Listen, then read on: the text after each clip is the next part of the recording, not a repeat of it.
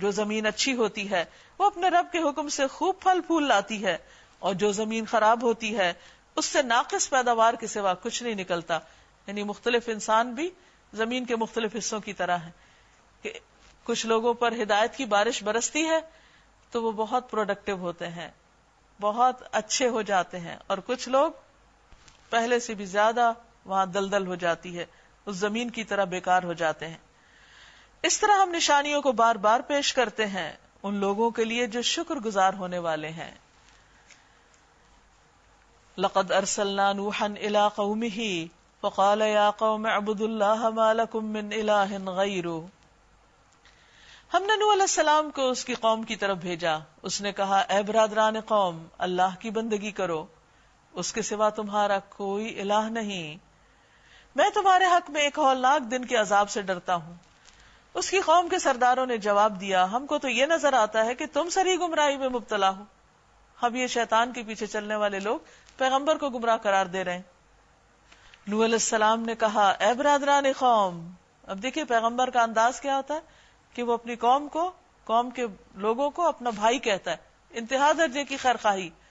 میں کسی گمراہی میں نہیں پڑا ہوا بلکہ میں رب العالمین کا رسول ہوں، تمہیں اپنے رب کے پیغامات پہنچاتا ہوں. اور یہی پیغمبروں کی ذمہ داری ہوتی ہے کہ وہ اللہ کے پیغام بندوں تک لے کر آتے ہیں.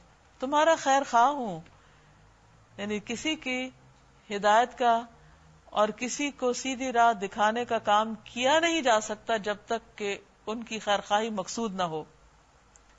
اور مجھے اللہ کی طرف سے وہ کچھ معلوم ہے جو تمہیں معلوم نہیں. کیا تمہیں اس بات پر تعجب ہوا کہ تمہارے پاس خود تمہاری اپنی قوم کے ایک آدمی کے ذریعے سے تمہارے رب کی یاد دہانی آئی، نصیحت آئی، تاکہ تمہیں خبردار کرے کہ تم غلط روی سے بچ جاؤ اور تم پر رحم کیا جائے.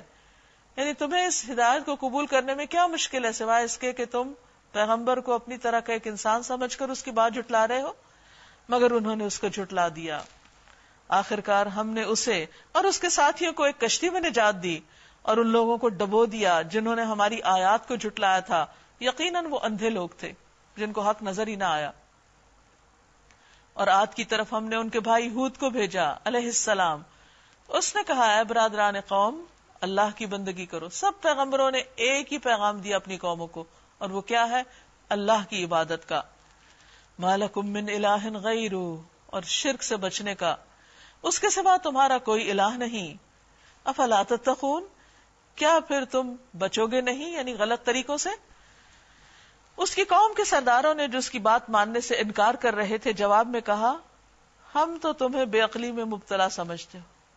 یعنی ہدایت دینے والے کو بے عقل قرار دے رہے ہیں، ان کی اپنی عقل کو کیا ہو چکا، اور ہمیں گمان ہے کہ تم جھوٹے ہو. اس نے کہا اے برادران قوم، میں بے عقلی میں مبتلا نہیں ہوں.